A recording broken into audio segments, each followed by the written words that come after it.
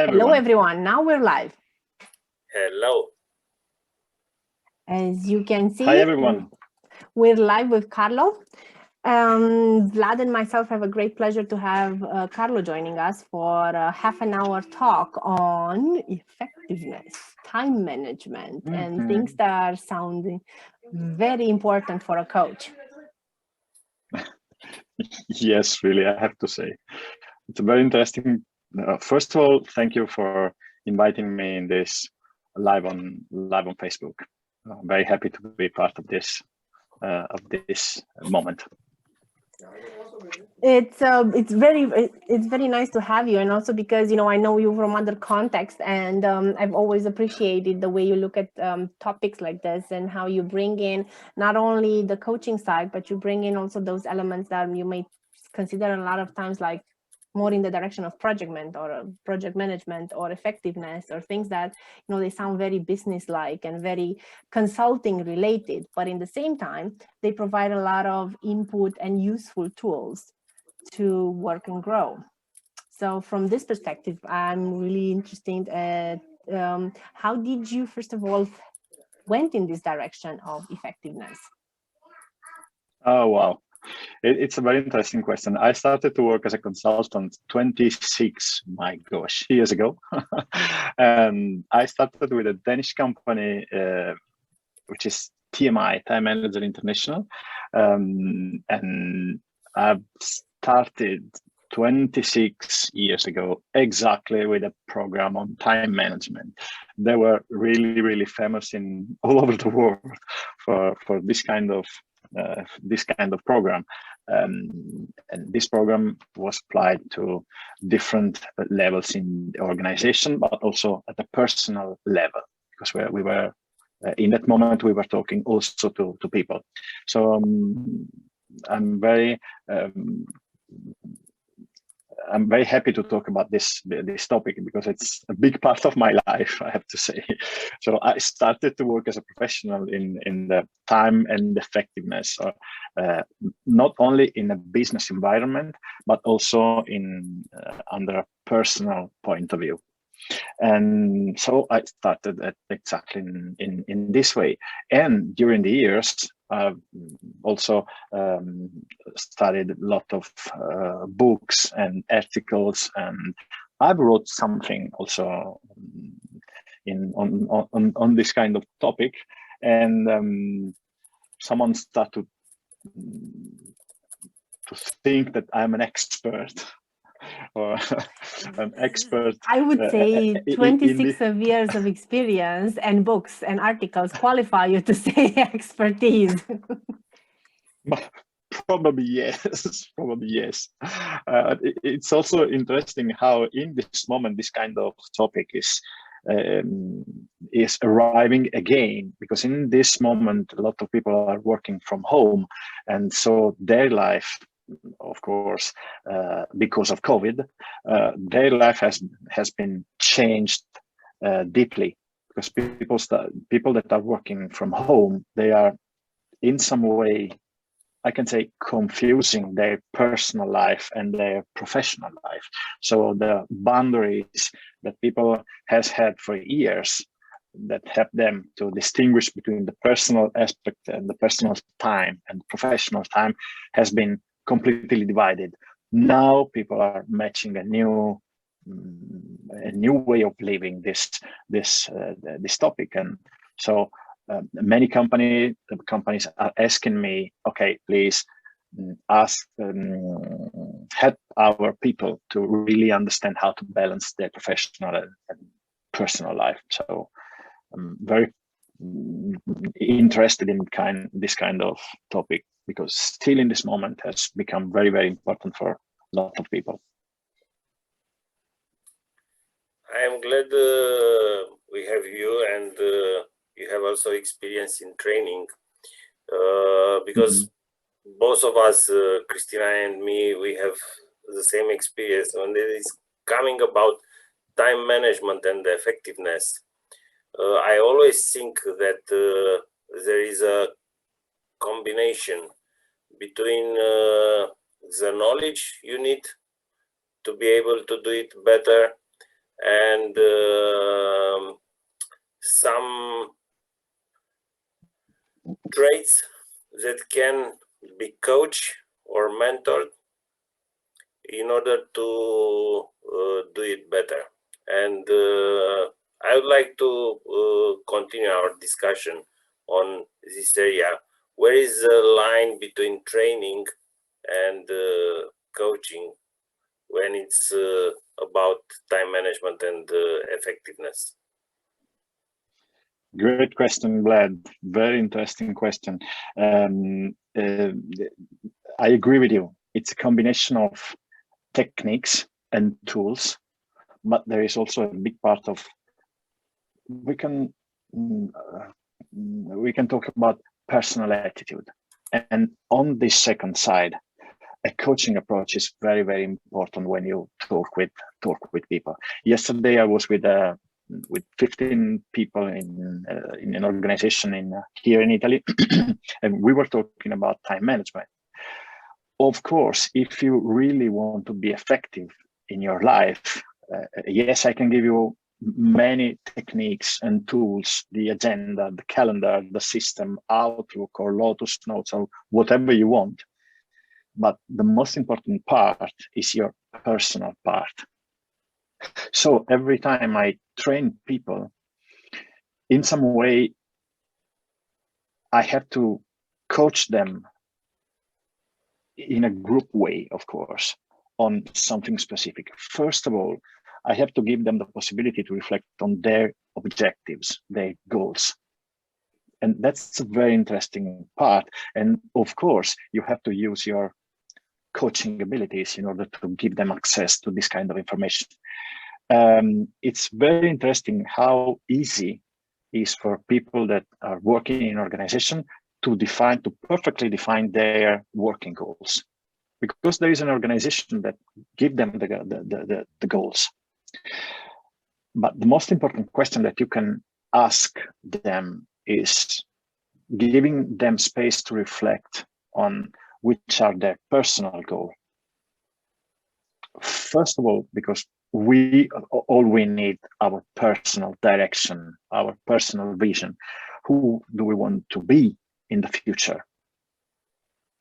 And so normally I use some solution-focused question, because I use the solution-focused approach normally in my coaching session. Also, when I talk with groups, and I give them the possibility to reflect on what they want to be proud of at the end of this year, and in which way they imagine their life at the end of this year, for example, or at the end of next year. It's so interesting how strange can be this kind of question to a person which is working. For them, it's so natural to say, okay, yes, my company wants that I reach this kind of goal, this KPI or this indicator. They are so important to me. I perfectly know. I just wrote them down in 5 minutes. But please don't make me bad question or difficult question. I really don't know what I have to realize in my life. And of course, you can imagine that this second part is so important, because it's sort of balance. You cannot be completely on your work without thinking of your life. So during a training session, I used to create some, I don't know how to say it, some moments, some spaces completely dedicated to them in their personal way. And we just discuss about their goals, their vision. So you're right. Of course, there is a line between being a trainer and being a coach, because when you're a trainer, you're the expert. Being a coach, of course, you have to say, no, I don't know what is the answer. The way in which I can help you is just to make a question for you. So I try to divide the session in moments in which I launch this kind of question. I give them the space to reflect on it. And I also give them space to if they want, to discuss or to share their ideas, their hopes, or also their difficulties on defining this kind of very, very personal goals. So this is the way in which I try to put together these two worlds that both of them are useful for the people I work with. Thank you. I use a time to because it will be a short session. We have one guest together with us. So if there is any question or anyone, anything that would like to find out from you or from us, we invite the dialogue either with sounds or in the chat. And till we get any comments, Christina? I would have one thing that I would be curious of, because if I found it very interesting, just the way you spoke about it, Carlo, to say, this is how I approach it when I'm trying to coach, and this is how I approach it when I need to train. And I would go one step further and say, what are the synergies between the two things? Because you have, like you said, I've started 26 years ago by doing trainings on this one, and I'm seeing it like gradually you added coaching, and I know that you do also coach training, and I know that you are truly devoted to the solution focused approach, and you've integrated it in your work. So I'm wondering, what were the synergies the moment when you build it up, the coaching approach on talking and training people on the topic of effectiveness and time management? Okay. Yes. Normally, I train people on time management and time effectiveness. So I have to divide every session of training in two big parts. One of the two parts is completely dedicated to tools. So we talk about getting things done, or lists, to-do lists, or things like how to use the agenda, how to allocate time, how to avoid so-called time stealers, or the way in which I have to plan, or what is my daily routine or weekly routine, or things like that. So this part is completely dedicated to training, because of course there are technique that people needs to learn and needs to develop for themselves. But the other part, which is dedicated to the definition of goal, is exactly the part in which I use solution focused technique in a coaching way. So there are two completely separated moments. And normally, of course, I start defining with them, or giving them the possibility to define their goals for the year, for the future. And I also give them the possibility, using the coaching approach, to define what is their vision in the future, which it means not only the object in the next 10 months or 12 months, but what is your vision in 5 years? Of course, it's not a plan, but it's a vision, who I want to be, and what I want that other people see in me in 5 years. And of course, this is a moment in which the coaching approach is very, very important, because there are no techniques. There's just intuition and vision, and so you have to leave them a lot of space to think. Indeed, I do recognize that coaching feeling of the questions. Absolutely. Like, we have in the chat a question. From what area did you start your career? From training to coaching, or the reverse? Which of these do you think will be more difficult to manage from the learning perspective? Wow, that's an very interesting question, because I started from training. I have first of all, I have a background in economics and business. So my degree is in economics here in Italy, and then I started to as a trainer. So I started to train people on time management and also on soft skills in general. So communication, leadership, influencing skills, and this kind of area. Then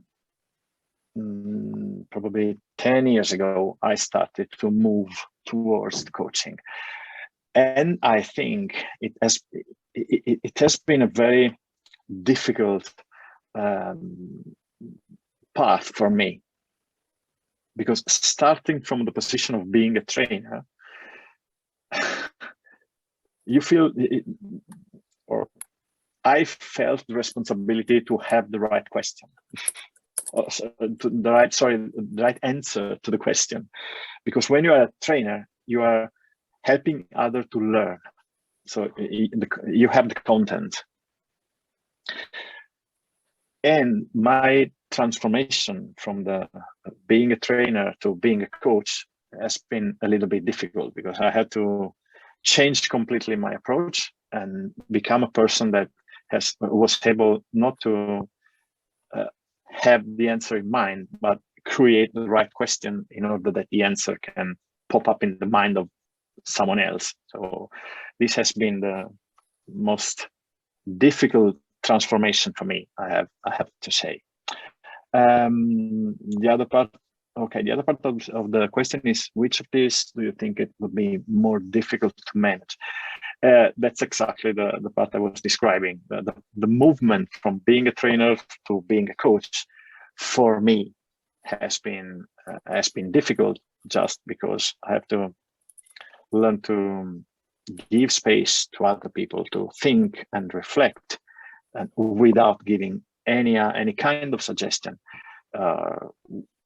and also avoiding to influencing other with a specific kind of question that you build in order to give them the possibility to arrive in a specific direction. These are techniques typical of training, and you have completely forget when you coach someone else. So this has been the hardest passage, I have to say. Well, thank you very much for sharing that. And I know that Vlad also mentioned earlier, from our mix of experience of training and coaching, and would ask Vlad to share his input also for just a couple of minutes. And then I have one more question for you, Carlo. I'm here. So for me, it was like this. I started with medicine school, and there is a mix between listening and telling. Then I went in selling, which is also an interesting mix of telling and listening, or listening and telling. And then I do quite the both coaching and training, because I delivered training for products, and also I coach the sales team. And this is why I consider that it's a good mixture between training and coaching. And I like and I agree what Carlos said. However, I do think there is one challenge for trainers: to be in front of the people and be a public speaker, which is not easy. It's much easier to be in one-to-one conversation. However, being a coach is needing the patience to be able to listen. And regarding the learning, I think it's much depending on how you are used to learn. But both for trainer and coach, I do think you need a high desire to learn, because you learn to be better, you learn from the people you are working with, and you need to learn to be able to be in front of them each time. Thank you, Vlad. I think that's a mix of elements in there that you can look at from the perspective of a trainer and as a coach. And now, to keep it to our topic of time management and time effectiveness, and how would we incorporate those things in our lives? Because a lot of times I think, as coaches, and especially as freelance coaching, you have a huge pressure on all of the things that you need to jump into a day. So besides delivering coaching, individual team coaching, even if that's coach training, if you're just training on something else, or whatever other services you're doing, plus all of the admin things and so on. So I would be really curious to hear from you. Do you have like 3 tips, 3 things that you would say, maybe try them next week, experiment with them, and let us know how those things worked? Okay. One of the most important tricks for me has been to create a sort of weekly routine adapted on my needs. Of course, I'm a professional, so I'm completely independent. So I've created one day in the week dedicated to all the things that are the so-called the back office activities. So admin activities and invoicing, or accountant or bank and whatever. I've just compressed in one day in a specific moment. Normally it happens on the Friday, and specifically in the Friday in the evening. So I leave this kind of space just to put together all this stuff. Another very interesting aspect of our life, I have to say, is to create the habit to put inside your calendar on the weekly basis some specific spaces dedicated to yourself. Before that you start to take your appointment, your working appointment, so the training and coaching session and the mentoring and whatever, before that your agenda start to be populated from others, it's better that you start to isolate the time that you need for yourself. For everything, but first of all, to have the possibility to recharge your batteries on a daily basis, because training and coaching means being completely dedicated to others,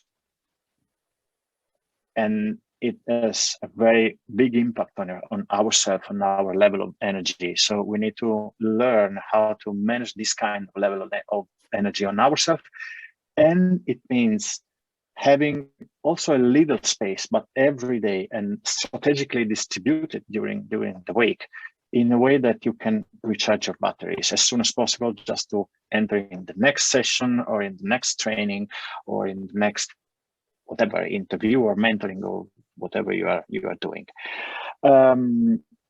I think that starting from these 2 little tips can be very interesting in order to create a good routine. Of course, we have to start to create this kind of routine looking forward in our calendar. So we cannot start to create this kind of routine on the next week, because probably our calendar are completely full for the next week. And so it's another interesting habit to take your look very forward in the time, 1, 2 weeks, 3 weeks, and just to populate with that space your calendar just before that other try to enter in your agenda. So this is a couple of suggestions, very quick, that we can apply every day. Thank you so much. It sounds to me like there's a bit of kind of like those coaching topics that also clients bring to the meetings when they say, I want to take control over something. That's the same thing. I want to take control over my calendar. Hence, I decide when I have a block of time that it's used for clients, and I decide when there's a block of time for me personally to recharge or to do admin things or whatever that is. But I have a decision there to take and understand how do I balance those items. And I really like this point of saying bucket things. That's what I took from you by saying, I do everything in a day, everything else is, so I put them in a bucket, whatever is in there, invoicing and all of those things, put them together and work on them more efficiently. Vlad, I see you there smiling. I'm more than sure that you have also a couple of tips that come to your mind. What would you add? I was smiling because I was thinking that actually I don't use buckets. I use drawers.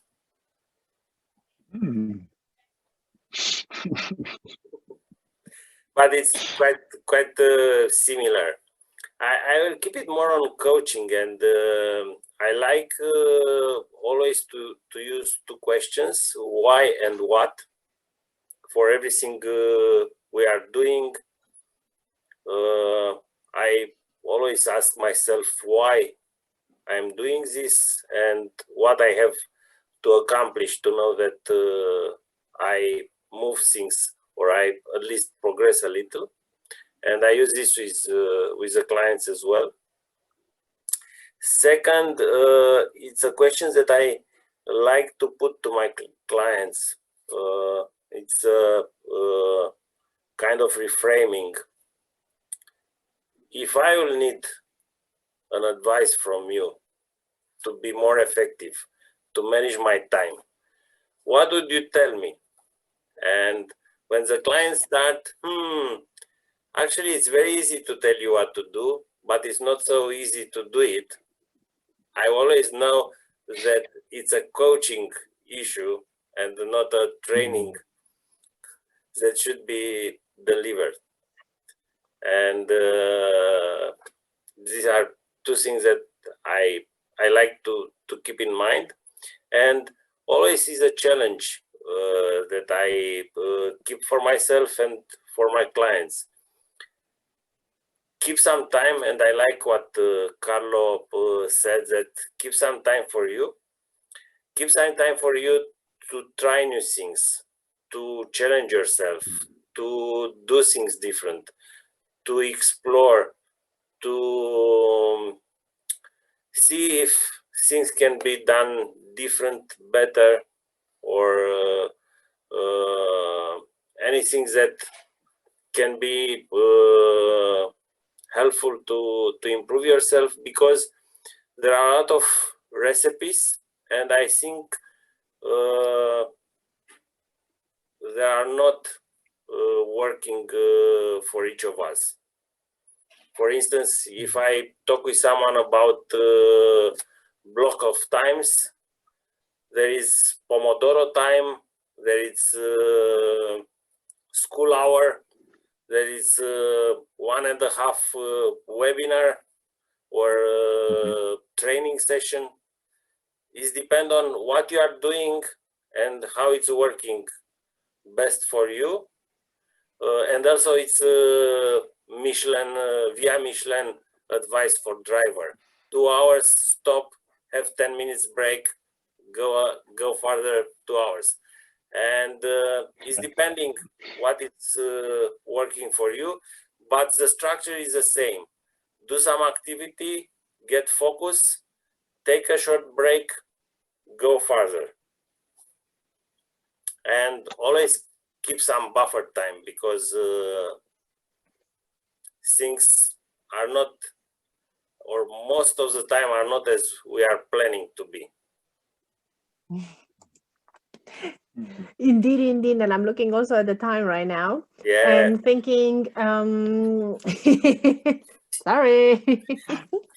And I'm thinking right now, Carlo, now you have 5 minutes to just give something to everyone that's watching, that's listening. What is it that they could take out of this discussion today? Okay. I think that first of all, reflect on your personal goal and your personal values, first of all. Then try to create some space during the week to recover for yourself and to get focused, as Vlad were saying before. Then create a sort of routine for yourself that can be useful for yourself. So based on what is your working style or your personal learning style, just to create a sort of flow that can give you regularity, because regularity is very helpful in order to keep your time and effectiveness under control, we can say. And the last one I was thinking before is just to create your habit to cancel the notification that you have on your email, on your smartphone, on your WhatsApp group, and whatever, just to help yourself to being more focused, specifically when you are concentrated to do an important task that deserves all your attention. So reducing your noises in your environment is very, very important for you to be completely effective and to reduce the time in which you are doing your things. So I think that these 4 things can be an interesting, probably, learning points from this conversation. Mm-hmm. Thank you. I think that's a solid starting foundation to see how this entire thing that is called effectiveness would work. There you have it again. Coaching and Mentoring Festival says thank you, Carlo. I hope that everyone that had a chance to listen to you will take those things, try them out, and after that come back and tell us. And thank you very much. Thank you for the very interesting session and for accepting me with you. Really appreciate your kindness and understanding. Lesson learned for me about Facebook Live session. Thank you so much. Also for the feedback that we get directly now live, but also for the feedback that hopefully we'll get from anyone that's listening. And especially I would be curious, how was it by implementing these things? What things have you noticed and what made a difference, or what kind of difference have you noticed? Thank you so much, Carlo. And hopefully we'll have a chance to do a follow-up sometime later on to see if anyone from the audience said they tried it and what have they experienced with it. Thank you. Thank you so much to you for your invitation. Thank you. Have a nice weekend, everyone. Bye.